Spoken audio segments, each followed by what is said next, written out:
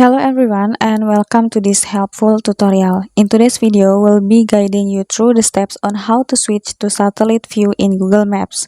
Satellite view is incredibly useful if you want to see real-world imagery of place instead of just the regular map layout. It gives you a much better visual understanding of landscape, buildings, roads, and even natural features like forests and beaches. So let's dive into it step by step. Open the Google Maps app on your smartphone.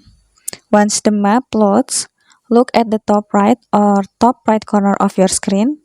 You will see a square layers icon. Tap on it. A small menu will pop up with different map types. Select the satellite options from the list.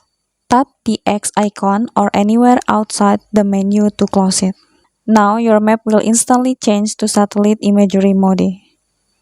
You can zoom in and zoom out to explore city or nature, and even switch to 3D view in some areas by using two fingers to swipe upward. And that's it. Switching to satellite view on Google Maps is simple and can enhance the way you explore the world. Whether you are checking out a destination before traveling, analyzing your neighborhood from above, or just curious about how a place looks in real life. If you found this tutorial helpful, don't forget to like the video, subscribe, and share it with friends who might need it. Thanks for watching and see you in the next guide.